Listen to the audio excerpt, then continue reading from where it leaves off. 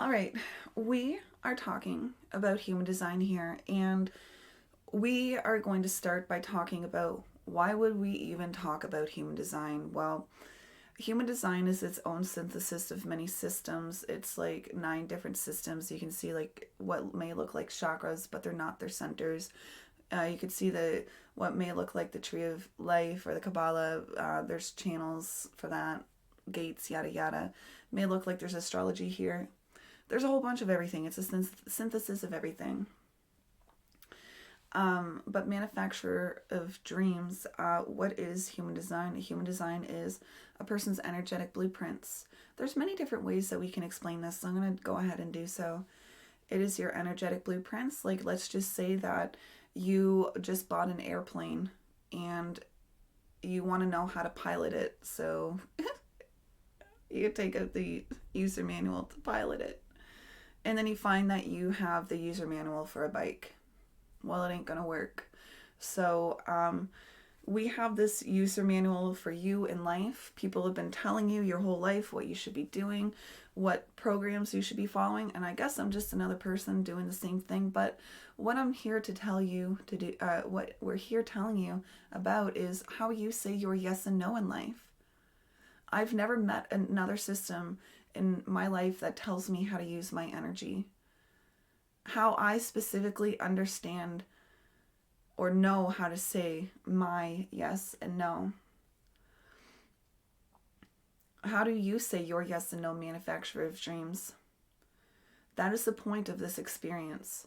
So, what is human design though? Human design, well, we're born into a sex, maybe a religion, a society, the world, and let's talk about the sex part of it. Oh, you're a boy, you like blue. You're a girl, you like pink. So that's what we're talking about, is like the conditioning factors of what it is to be, everything that it is you to grow up where you were. So, conditioning happens when we're tiny little bodies and we get educated, and they expect our tiny little busy bodies to sit down to be educated. So we condition ourselves. We force ourselves to learn how to sit down so that we can learn stuff that we don't want to learn. So we condition ourselves growing up to go through school or education. And then we condition ourselves when we get out of our authoritative figures' houses, because we're surely conditioned. They expect us to act a certain way and do certain things when we live under their roof. And we think we're free when we leave our parents' house, but are we really? No. We have the TOS of life, the terms of service for life. We have laws that we have to follow. When we work at our job, our bosses expect us to act a certain way, and our customers expect us to behave a certain way. And even as my own boss, I expect myself to act a certain way. And my customers, the viewers, expect me to be a certain way. Do I have to condition myself to change myself a little? Yeah.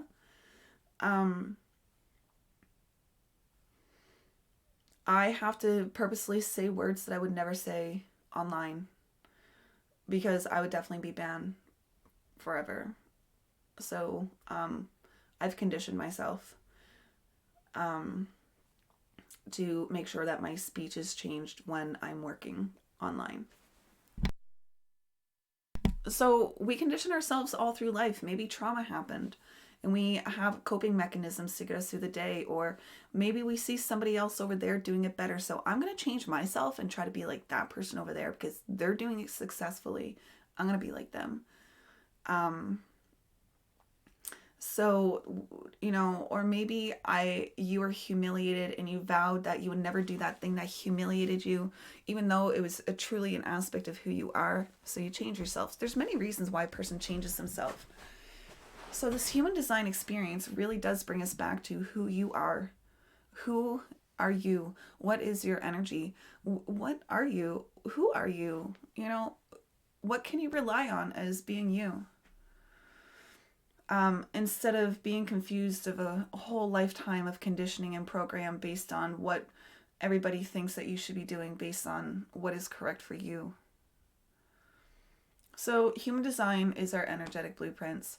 So that's what human design is. So manufacturer of dreams, there's one word that I need to say to you.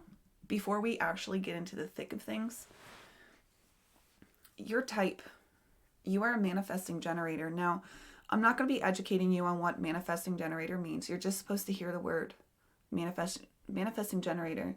Just like I'm supposed to hear the word Capricorn over in astrology, but I have no clue what it means.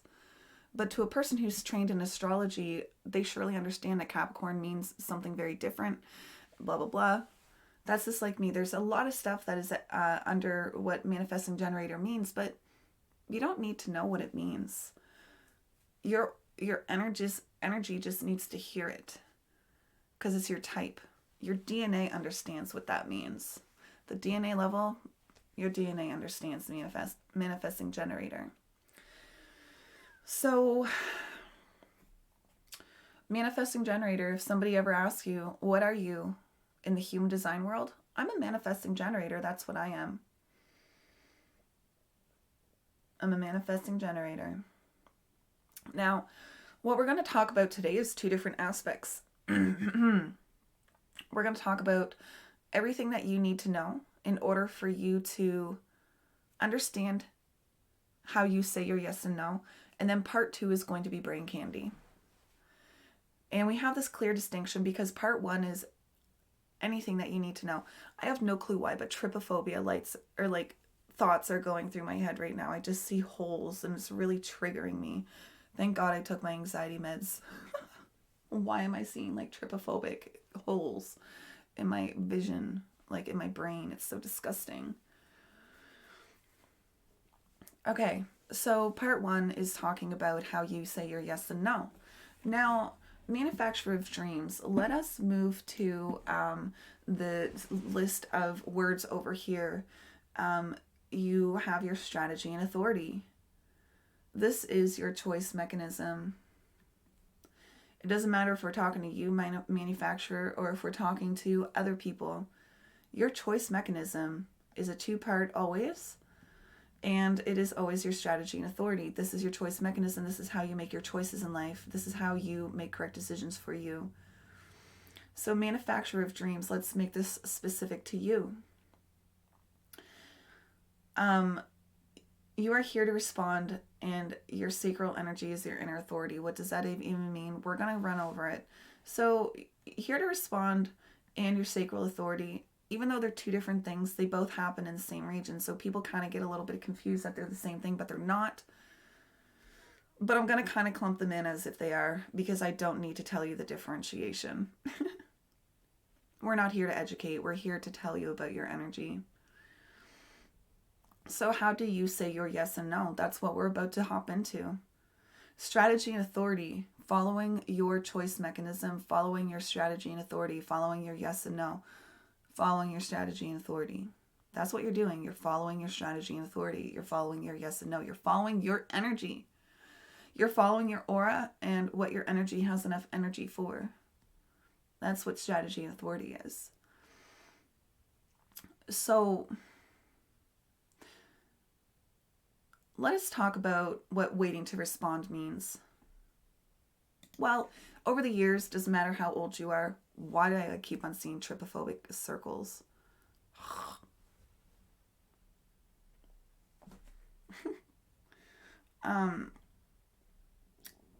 Sorry. I'm just so distracted in my brain because I keep on seeing like little mosquito potholes and it's just disgusting. Why? I don't know. Okay. You're here to respond with your sacral. Let's talk about what that means. Sorry about that.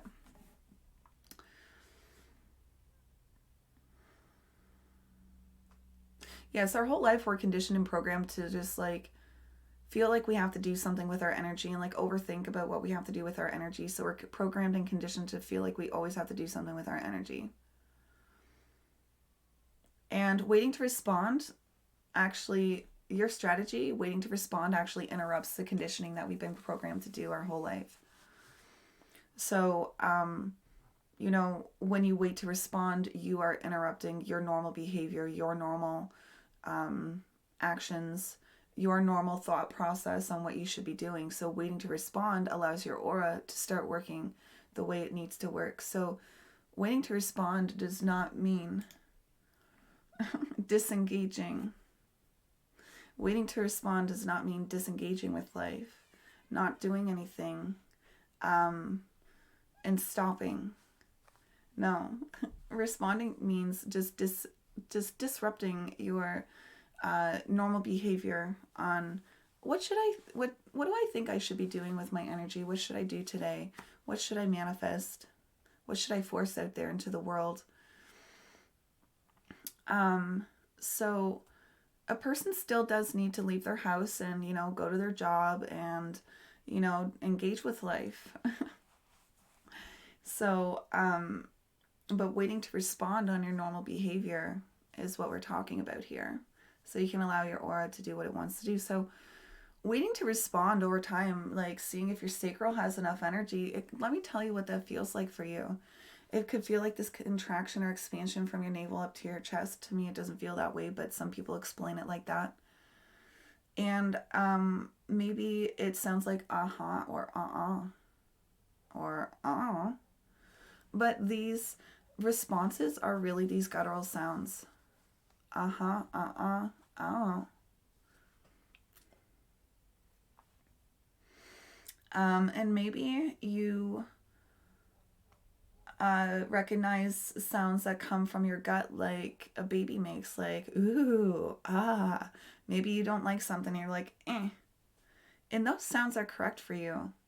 So as a person who has those sounds within me as well, I understand that they can be conditioned out of us. I'm gonna slap your hand as a parent because it's incorrect saying uh-huh and uh-uh. You need to say your yes and no. It is correct in society to say your yes and no. So a lot of people are actually deconditioned away from their natural gut responses that they have. So you have this uh-huh or uh-uh or these guttural sounds that you can really rely on that will tell you what is healthy for you or not, what is correct for you or not, or what you should be using your energy on or not. So if you are a person who was like me, who was deconditioned away from their own guttural sounds, you can have a friend or somebody that you feel is a confidant that you can ask to ask you questions that that will be clear yeses or clear nos. Do you like pizza? Do you like swimming? Do you like dogs? Do you like Twitch? You could have people ask you questions like that. So to respond with your sacral uh-huh or uh-uh or oh, let's talk about what a response could be. Because a response isn't using your monkey brain saying, oh, I manufacture dreams. I'm going to think that I want, just because I see this shiny and frilly thing, I'm going to act on it and I'm going to buy it immediately.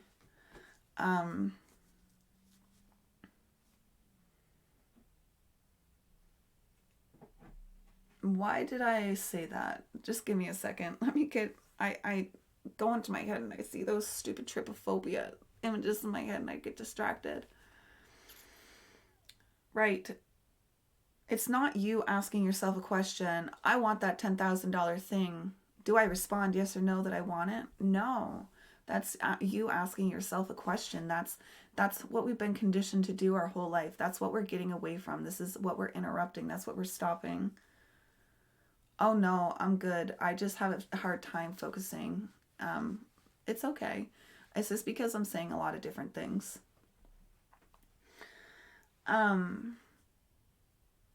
So maybe I do need to clear myself from like whatever's like got me like connected to this like stupid trypophobia thing.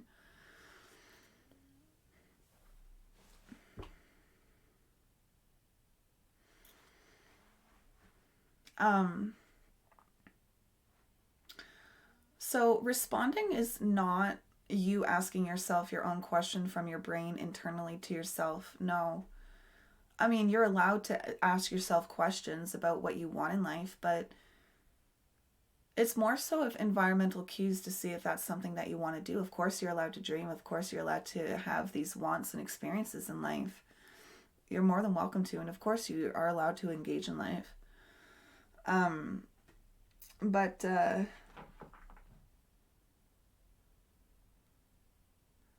way that you respond is from this external cue. So, my cats meow when they're on the other side of the door, and I'm like, oh, well, I guess I have to let them in. So I respond to letting them in. So that's an environmental cue. Maybe there's an earthquake and stuff start to like rumble, and you have like something very fragile that you don't want to break. So you go and respond to running to that thing and grabbing it before it hits the ground. That's an environmental cue, that's for sure. Um, there's other environmental cues. I have this dog that barks, and you know, I respond to turning down my sensitivity sometimes when I used to do ASMR. My cats poop, I surely respond to cleaning their cat litter because I don't want to eat their poop bubbles in the air. It's so gross. It smells so bad. So there's a lot of environmental cues. It doesn't even necessarily have to be people. So then, people can literally ask you questions. Hey, manufacturer of dreams, do you want to do this? And you might find yourself like already getting up and going towards the door before your brain even responds, because you have this unconscious access to what could possibly be healthy for you in the moment. So if you find yourself your body moving towards something before your brain even answers, is probably a correct movement for you, because you do have that unconscious connection to what is healthy for you. This subconsciousness, something that you may not even resonate with, but does exist within you. So, what is a response? It's this external cue. So, it could be, yeah, maybe you're just like, oh, I want to go on a vacation. Let me just try to manifest that in my dreams.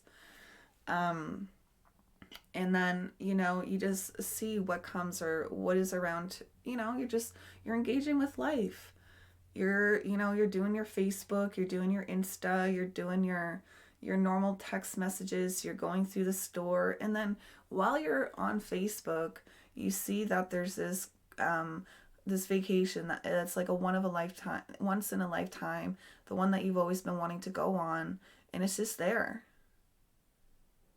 You just see it. And you're like, oh my God, I want to do this. I've responded. Yeah, I wanted to go on a trip, and now this is the one that's correct for me. Um, so, you are allowed to have your wants and needs in life, and you are allowed to like prepare ideas towards that thing, but that's if you have an attachment to the outcome, that's your brain trying to force what you think you should be doing with your energy. So if you want to go on a vacation and you start to plan things and things go astray and you start getting frustrated, maybe it's supposed to happen for a reason. you know? Maybe you're getting frustrated because the way you're planning it is not correct for you, or how the universe wants you to have it aligned for you. So, what is the response? Maybe you're laying in bed and your eyes open. Why did your eyes open? You've responded to something. Well, you responded to that your bladder was full. Well, you're going to respond to flicking off the blankets and sitting up in bed. Well, you also respond to your pooper tickling a little bit. You're going to be there a little bit longer. So you respond to picking up your phone, and you're actually responding to being a little bit chilly once you take off the blankets. So you put on your house coat before you sit down on the pooper. So as you can see, it's a response moment by moment by moment. Instead of what should I be doing before I go to the pooper, you know? So something internal gave you something to respond to. So, and then, the rest of it is like external stuff. Um, Manufacturer of dreams. Do you like doggies? Manufacturer of dreams. Do you want to switch jobs? Manufacturer of dreams. Do you still have energy for your current job? Etc. Just things like that. But you start with the easy things that that is an easy yes or no. Having that internal conversation with yourself about those big decisions, it's using our brain. What should I be doing next with my energy? You know, it's not how you should be functioning. So you are here to respond, to use that sacral energy, that and to guide you through life. And you are a person who does have this instantaneous access unconsciously to what is healthy for you or not. And you can trust what is healthy for you or not based on how your body moves towards it or away from it. So let's just say that you are on your way to leave the house, but along the way you subconsciously got yourself a drink of water. You're like, dude, I wasn't even thirsty. But along the ride, you got stuck on the side of the road, and you would have been super thirsty if you wouldn't have had a drink before you left the house. I don't know. You know, just let your body flow towards what's healthy for you. If somebody approaches you and you step away from them, well, your body's telling you something. If you are in somebody's aura and you step towards them, well, your body's telling you something. Your body unconsciously knows what's healthy for you or not. All right, so we ran over manifesting generator to respond, sacral and single definition, believe it or not. But single definition actually indicates where you might have the most pressure in your life. We're going to just run over all the pressures that you might feel in your life anyways. But we're going to start with defining who you are. You are a person who understands what is healthy for you or not, and you understand what is when enough is enough. You have consistent access to willpower, and it's very rare that this willpower comes this way. And this, you have a fixed way of expressing yourself in life. Now that I'm looking at this particular energy, okay, we are officially going into brain candy. Looking at this energy, you have this selfish energy. It's about empowered action in the now for what is healthy for you, and you are going to follow that because it's charismatic and healthy for you. Sounds selfish, but it is. It's healthy for you. It's supposed to be. And you're going to have this intuitive expression of what is healthy for you. Of what you respond to. So that's half of it. Now, people may call you selfish. And if they say that, be like, yo, thanks for recognizing my energy. Thanks. I actually want to talk. So we're talking about this integrative channel. There's actually a lot going on here. There's actually 3 channels. We have here going down here. We have here going up here. And we have here going up here. There's actually 3 channels happening here. It's an integrative channel. And it's very unique and it's very individual. And what is it's empowerment, self-empowerment. So you're a person who empowers people, self-empowers people, and like you're cushy, or people feel safe in your energy. People feel like they can integrate things around you. So when people are around you, they feel cushy. No one ever calls you selfish. Awesome. Good. People call me selfish. And I have most of this.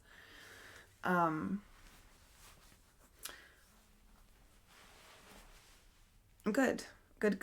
If they ever do, say that, thank you for recognizing me. So, hey, listen,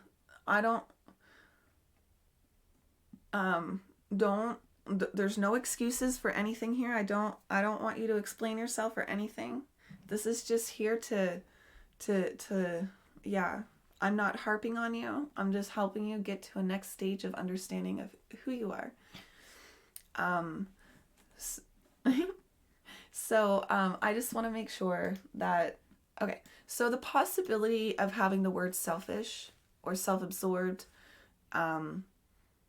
self-centered are possible words that possibly could be thrown at you in your life. And if people are saying that about you, then they're in their not self, and they're actually recognizing your energy correctly.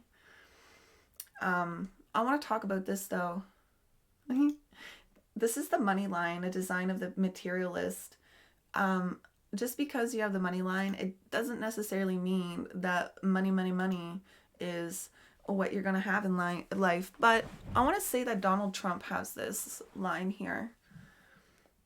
This is his authority, Donald Trump, and this energy is all about me. What's in it for me? What am I gonna get out of it? And it's meant to be that way. And when you have this thing,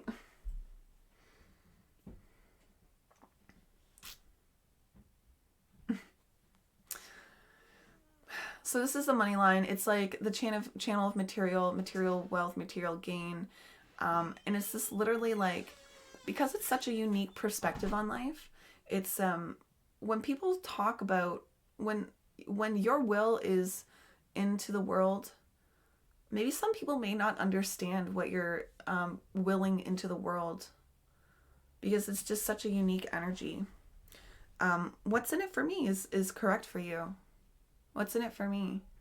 And if you've been deconditioned away from that in life, what's in it for me? If people make you feel shameful or guilty for saying what's in it for me,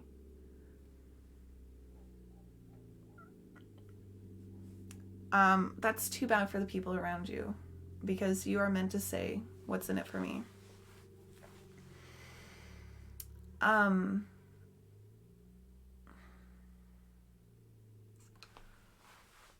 so yes, I never get into these gates ever, but you have such a unique energy. Like, what's in it for me actually has to do about the tribe in the end.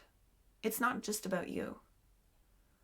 Because although Donald Trump is what's in it for me, he ended up being the president. And although a lot of people have different opinions about this person, he was attempting to be a leader and trying to bring in material gain for his country. What's in it for him? What's in it for his country? What can he do for his country? A businessman looking after a country instead of a politician. So although it is what's in it for me, it's about the tribe though, at the end of the day, for real, because I know another streamer who has this what's in it for me, and she's a beautiful soul, and she needs to have this what's in it for me, or otherwise she's going to be unhealthy and committing to things that are incorrect for her.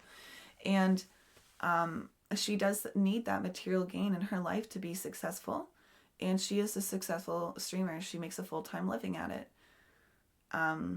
And how she speaks sometimes is unique, and I love it. She imposes her willfulness into the world through that channel. It's awesome.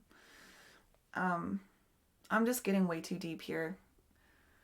I'm getting way too deep. You weren't even supposed to hear all of that stuff. What you're supposed to hear is you're supposed to respond to and in your energy. And you might be fighting me at this point.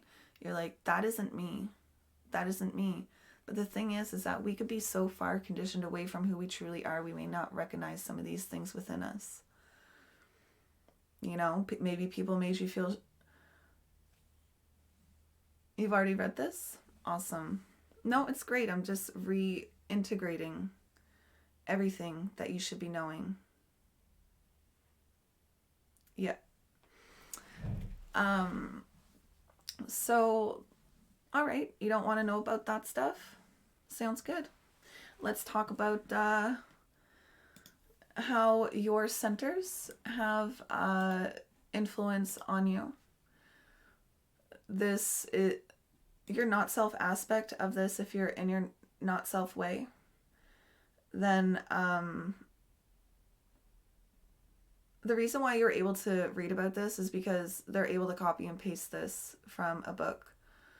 But the way that it's synthesized for you is very unique. They're not synthesizing your energy at all. And I wasn't synthesizing your energy at all either. This is a very, very basic experience. We're doing it item by item instead of a whole group. So, regarding the not self expression, so, let's say your energy is saying, uh huh,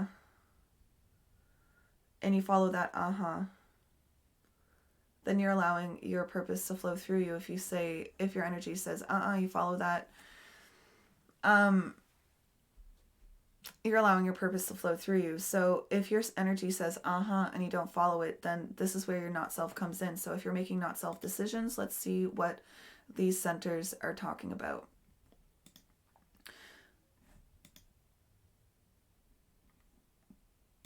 Oh, okay. Thank you, Manufacturer of Dreams. Thank you.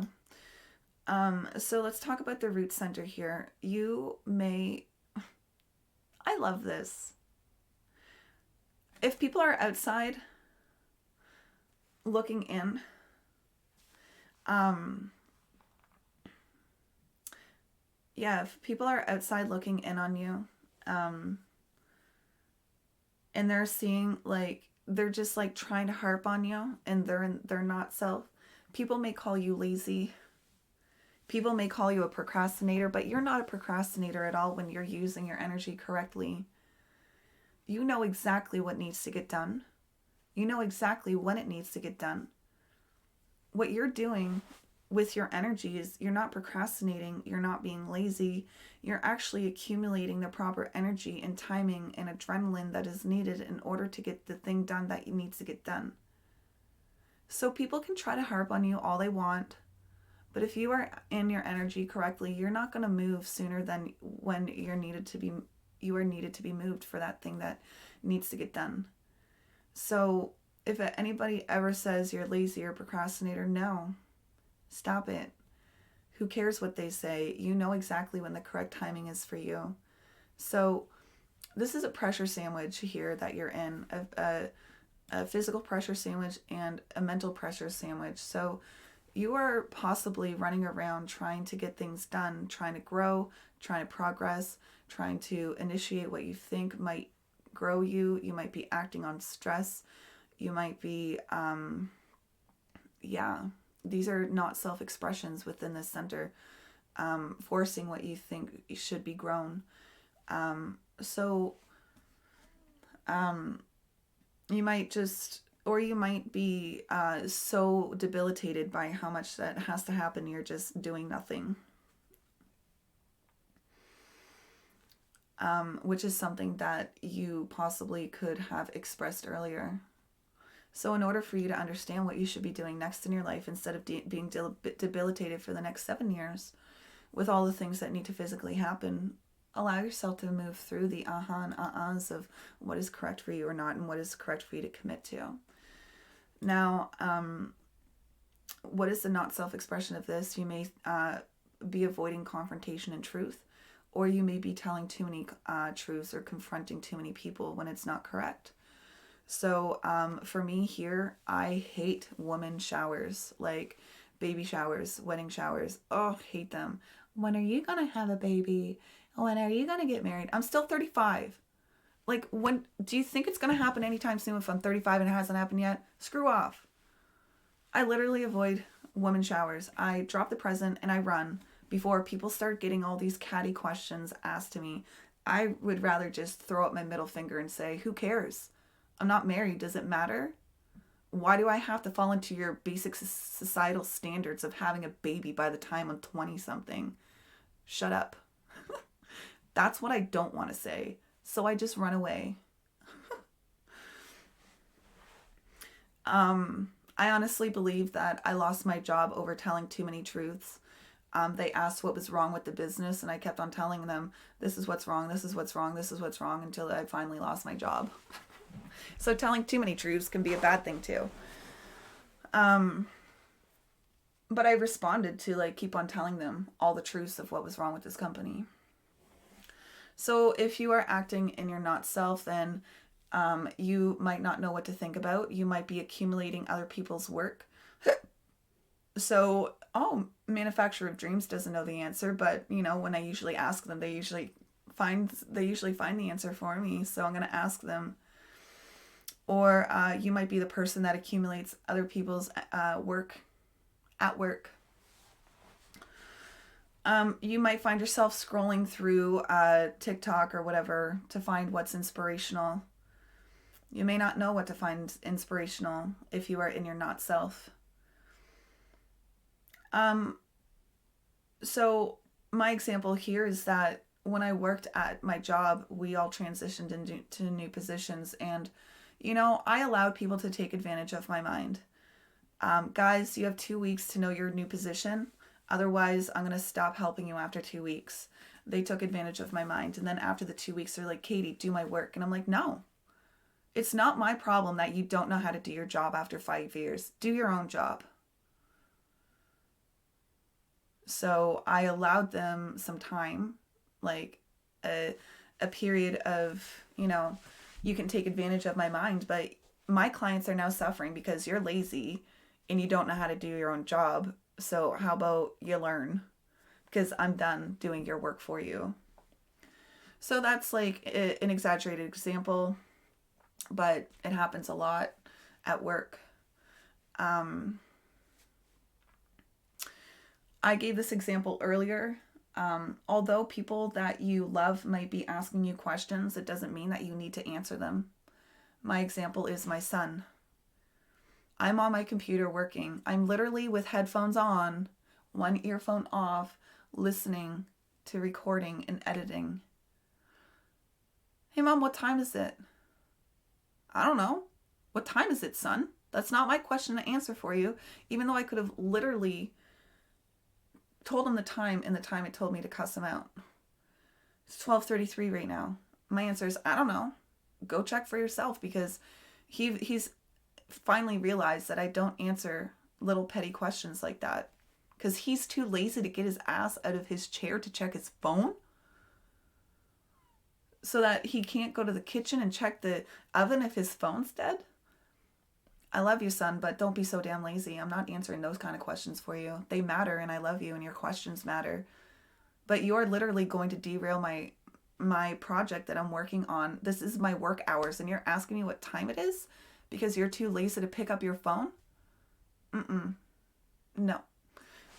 So, although he matters to me and his questions do matter to me, I'm not going to be answering questions that are going to derail my project.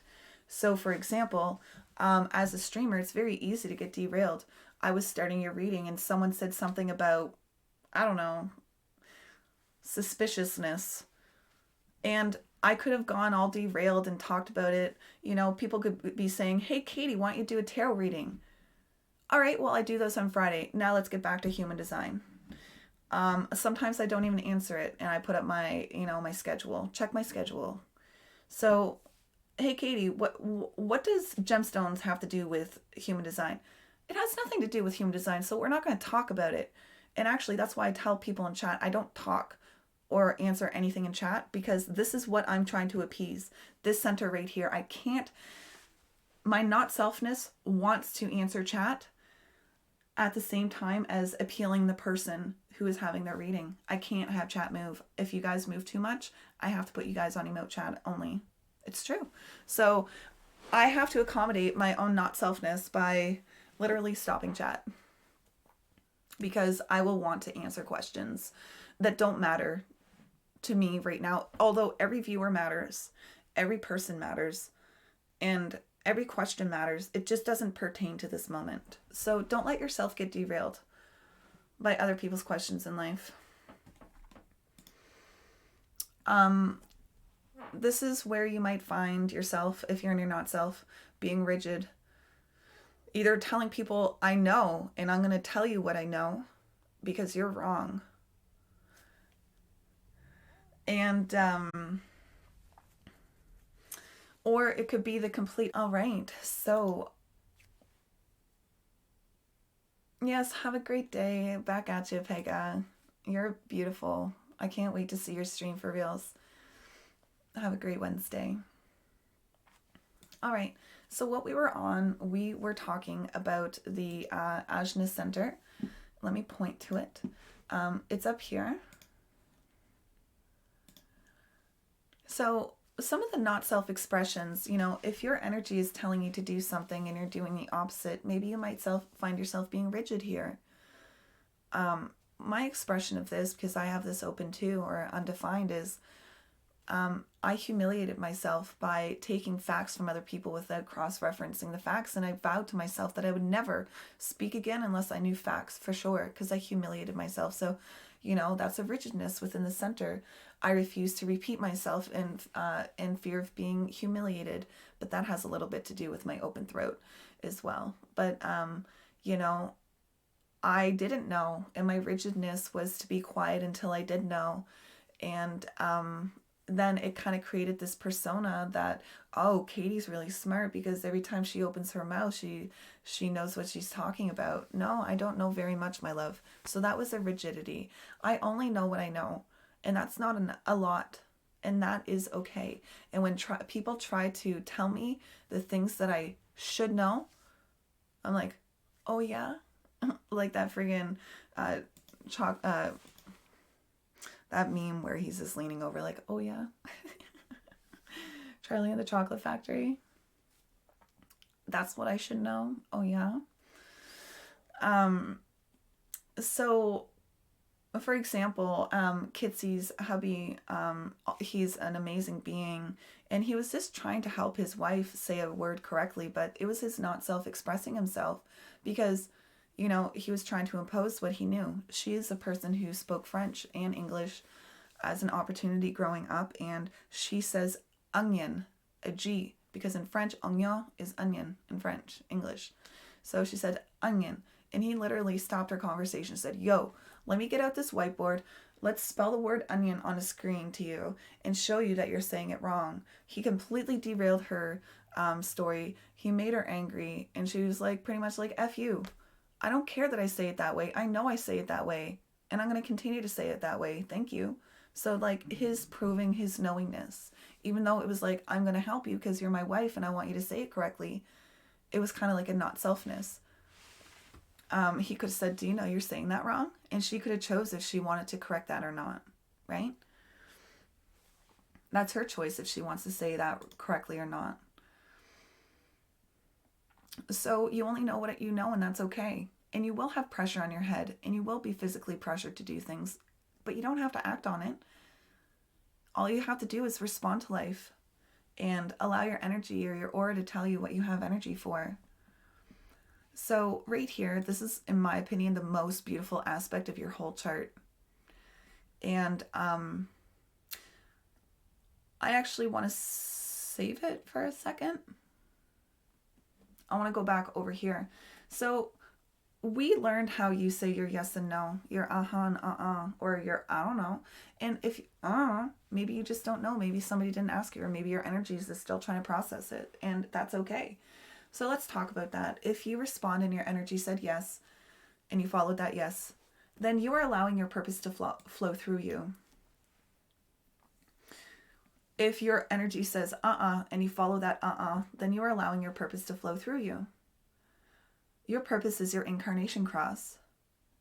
So if you're listening to your energy and you're flowing through it, then you're allowing your purpose to naturally flow through you without forcing your energy, without getting your brain involved. So this is your purpose in life, right here, standing right in front of us. Yep. And all you have to do is start listening to your energy and making correct decisions for your energy, which we told you is saying and intuitively knowing what's healthy for you or not. Or is going to allow your purpose to flow through you if you follow that. So if you're using your energy correctly, then you are going to have this sense of satisfaction and your purpose is going to flow through you. But if you're trying to force your energy, if you're trying to initiate what you think you should be doing with your energy, or if you have these forced agendas or attachments to the outcomes, then you're going to see frustration. Your life will be filled with frustration when you try to force things. So 70% of the chat right now, including myself, including you, Manufacturer of Dreams, we are a part of being a generator. I know it says manifesting generator, but your aura works like a generator. So I'm going to ask the chat, I'm going to ask Manufacturer of Dreams right now, because 70% of the people resonate with this. Where are you frustrated in life? those are the things that you might need to start responding to on what needs to change. Why? Because your frustration is a key indicator on where you're out of alignment in life, and it could be for a multitude of reasons. Maybe it's not healthy for you. Maybe you're just done the contract. Maybe it's just not maybe it's just not in your proper role of self.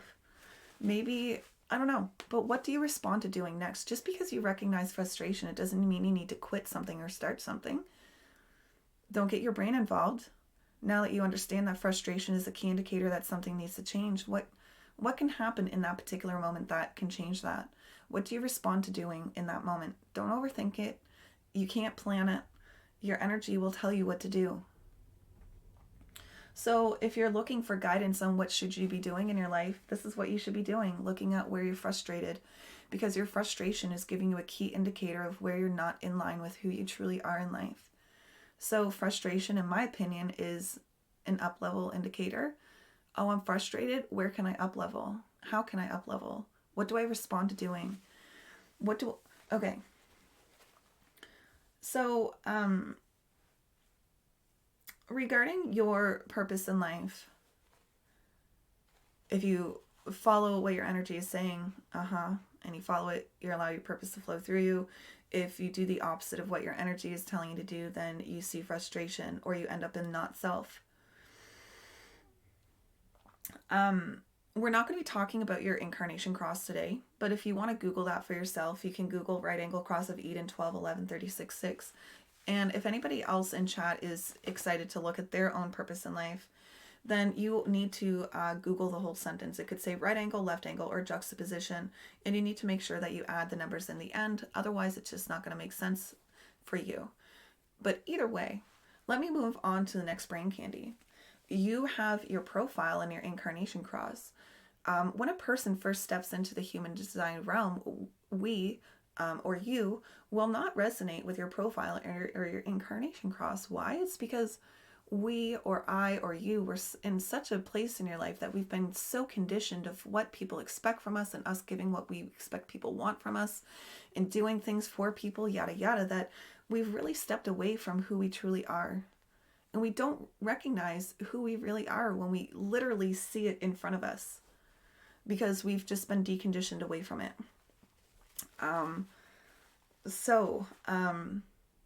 Your profile and your incarnation cross, when you read it, you may not even recognize it, but that's okay, because over time you will begin to see this naturally appear if you allow your strategy or authority, or your yes and no, to naturally do its thing. So once you allow your energy to start working properly, you naturally see your purpose start to emerge, or you see your profile naturally start to emerge. What's a profile? A profile is your behavioral costume in life. So, if you're on the stage of life, this is how you see yourself, the role that you play, and this is how people see you on the stage of life, your profile. Now, when I was out of line with my profile, even though when I was at my thinnest weight in my life, I felt disgusting. I didn't love myself. I felt uncomfortable in my skin. It could have had to do with my allergies too. But either way, I didn't love myself. Although I've always felt I was pretty, there was no connection from my mind to the outside of my body. Like, I felt I was pretty, but I never loved myself. But once I started to move into my own profile, I learned to actually love myself at my highest weight. And it confused me that I was able to love myself at my highest weight, my chunkiest. So sometimes people feel like, oh, I don't belong in this world. I don't belong in this space. And it's not in a suicidal way, I'm saying. It's in a way, it's a spiritual way. I feel like I don't belong in this era. I don't feel like I belong in this yada yada. I feel like this honestly stands here. I feel if you start to use your strategy and authority, you will allow yourself to fall into what your behavioral costume is. So what is your behavioral costume? Let me tell you about what your behavioral costume is in life. And like I said, you may not resonate with it, but once you start to get into the flow of who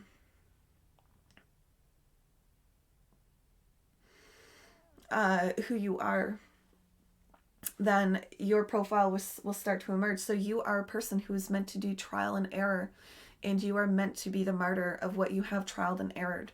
Now, what does that even mean? Let me go through it. So you're a person who is meant to literally bump into things in life. Manufacturer of dreams. You could be called the clumsy person. You could be the person who's called the person who breaks everything. Yada yada. You could giggle over it, but you are the person who is meant to bump into things in life. You're meant to break them down, restructure them, make them stronger. Like the Leaning Tower of Pisa would have already fallen over if it wasn't for designs like you in your profile. The pyramids wouldn't be well structured. They would have already collapsed. So although you're going through this bumping in process, or this trial and error process, this breaking down process, this smashing into process, you really are the people who have the resilience in life to be able to handle breaking things and putting them back together. Now, the outside world may hate on that, of course, because the outside world isn't a bunch of not self. So the outside world may be like, oh, manufacturer of dreams, why did you break that thing again? You're terrible. No, shut up, you. What people should really be saying is, manufacturer of dreams, wow, look at you. You found another thing that had some type of trouble in it. What was wrong with it? Let's see how we can bring it back together. So you have the resiliency of life. You, because of people like you, our life sticks together. Without people like you, our life would not stick together. So the other half of your profile is that you're here to be a martyr. So I always find that these people who always have a 5 in their profile, they kind of have like a hard profile. I mean, is this because like people have these such great expectations of you? Let me tell you about what it is to be a 5. My fiance is a 5. So I'm kind of going from his perspective. So let me give you an exaggerated example of this, because this is how really exaggerated it is in such a pure form. You're a brand new baby out of the birth canal. And as a 5, you are the next Buddha. You are the next coming. You are the next savior, the next God. That is what the 5 entails. You are the next coming. So you are birthed out of the canal, and you start crying because you're a freaking brand new baby. And then everybody in the room's like, ugh, you're not the savior we were looking for. You're a whiny baby. You puke. You poop. What kind of savior is this? Ugh. And I know that is so exaggerated and stupid, but that's what it's like to be a 5. You are so natural and pure in who you are, just being you. And people are going to have an issue with it. It's unfortunate. People are never going to know the true you, because they expect you to be their savior. They have such great expectations of you. And it doesn't matter what you're going to do. It's most likely going to fail. If you're using your brain to try to move what people expect from you, you're going to end up with a lot of frustration. You are going to condition the people with the things that you have trialed and errored based on what you've responded to in life. You have nothing to do to try to prove anything to people when they ask you about your awesomeness. You don't have to go above and beyond to try to be that thing that people are expecting you to be. I like to compare people like in the tabloids, because people think that people who are like famous have perfect lives. So the tabloids, so these famous people with perfect lives, they are spread all over these tabloids. They're seen, and they're just pasted terrible image, terrible story, terrible image, terrible story. You're not the leader that we were looking for. It's just unfortunate, because nobody is truly going to know who you truly are. So let them have those perceptions of you, because you will be able to condition people with what you need to say, if you respond correctly.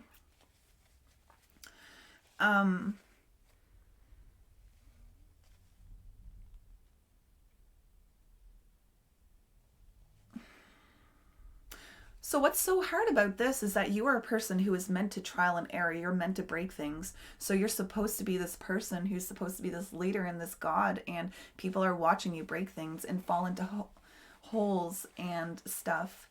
And they're going to criticize the hell out of that because I don't know why, but people are going to criticize the hell out of the fact that you are meant to be here to trial and error things. Like the outside looking in, screw him. Screw him. You are a resilient being. You are a resilient being. And you just need to respond to life and, yeah. So I purposely saved this particular center for the last. So your behavior costume is to be a person who is here to be the next coming of whatever you've trialed and errored. Your purpose is this. You can Google that. That's a 2.5 hour reading itself.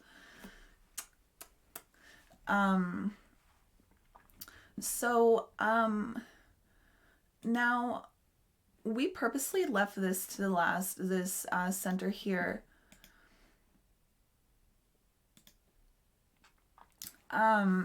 We are talking about the G center. To me, this is the most beautiful aspect of who you are. And the outside people looking in have such trouble with this.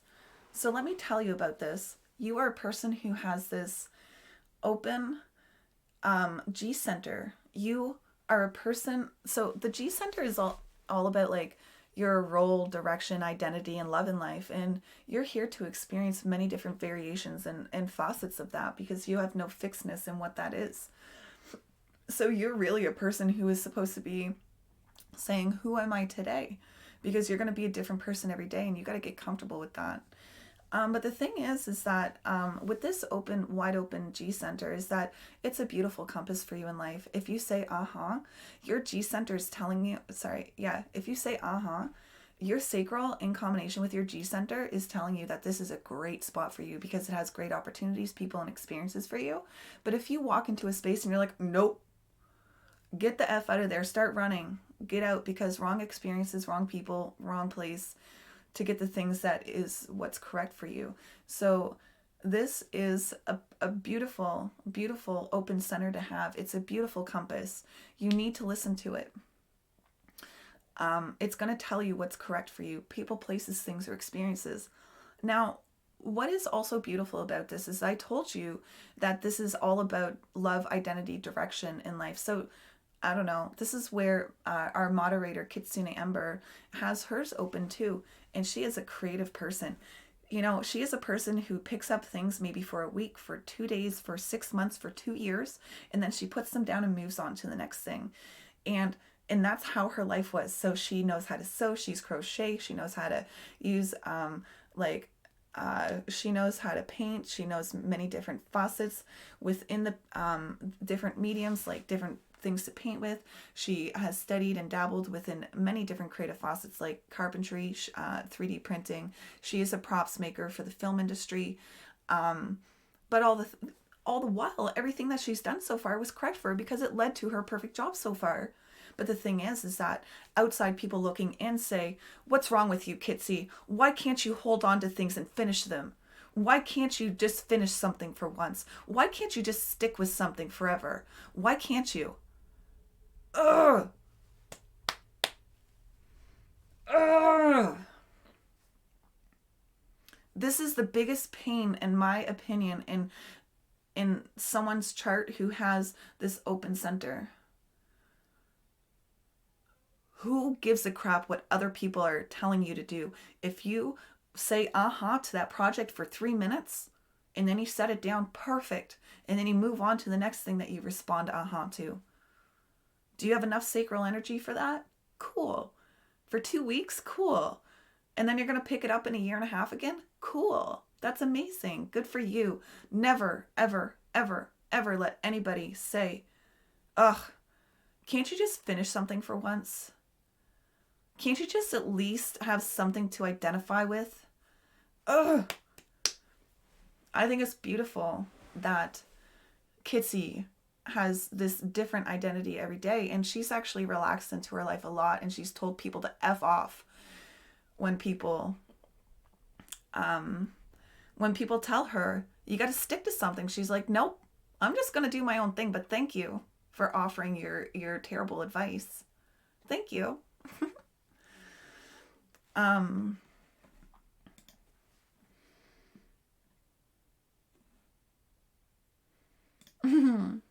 so you said that you've been creating an oracle deck for 3 years, and that's perfect. Who says that you need to create that deck in a week? You've responded over time when you have the correct energy and the correct creative juices to be able to flow through that. So your timing over 3 years is correct, and maybe it's going to take 10 years. My oracle deck has taken 5 years so far, and I haven't even started mine. So you're one step ahead of me. So congratulations. All right, so we are done speaking about the centers. So you are a person who understands when enough's what's healthy for you, and a fixed way of expressing that. And you do understand what is willfully correct for you and what to commit to. You have a chance of running around like a chicken with your head cut off, trying to get things done, feeling the pressure, the physical pressure and mental pressure, trying to avoid confrontation and truth, and trying to grab onto some type of identity or direction in life. But once again, you are a person who is here to respond. We're waiting to respond. Why? So that we can interrupt the conditioning that you're normally used to acting on. What is your normal program behavior? What are you normally thinking about what you should do? What should you do with your behavior? That's what we're waiting to respond. What do you have actual sacral energy for? Did you say uh-huh or uh-uh? Do you have an attachment to the outcome? If you have an attachment to the outcome, you can consider yourself in your monkey mind. Let your energy do the work. Uh-huh or uh-uh, do you not know yet? If you don't know, you're still following your strategy by allowing yourself not to engage in it yet or not. So you're here to say uh-huh and uh-uh. We're going to finish with one more piece of information, and we're going to talk about what you shine out into 70% into the world. So you confess the process of self-analysis, the expression of inadequacies in social interaction that leads to self-analysis and caution. This is what you shine out into the world. 70% of you, and you will over-identify with that. And the other 70% of, like the other half of it, is the underground. So perfected survival regardless of conditions, immunity to crisis as both generator and survivor. So, wow. So you are meant to be underground as you are doing your self-analysis during your social interactions. Those may not make any sense to you right now, because mine, it really didn't resonate with me until literally recently. So, yes, this is an impeccable specimen. You're beautiful. You're beautiful. You're perfect just the way you are, and you're so unique and differentiated that there's only one like you. One. One. So, you're beautiful. That is 70% of what you put out into the world. And imagine, we could talk about you for 18 days. 18 days. Hoanna. So yeah, we could talk about all of these planetary influences and all of these different gates and all of these different hexagrams and yada yada. We could literally talk about you for 18 days, but literally the most important information that you need to know is that you say uh-huh and uh-uh, and that you follow that. Because that's what's going to make everything else true in this system. Guys, I just want to go one more place. So you are a generator when you are awake, and you are a reflector when you sleep. What? Your energy changes when you lay down? What? That's a whole different reading? Yep. This is what your body's doing naturally, and this is what your brain's doing. So you're probably a busy person who is just doing stuff just to be busy for no reason. And then your body's just naturally moving towards things that are healthy.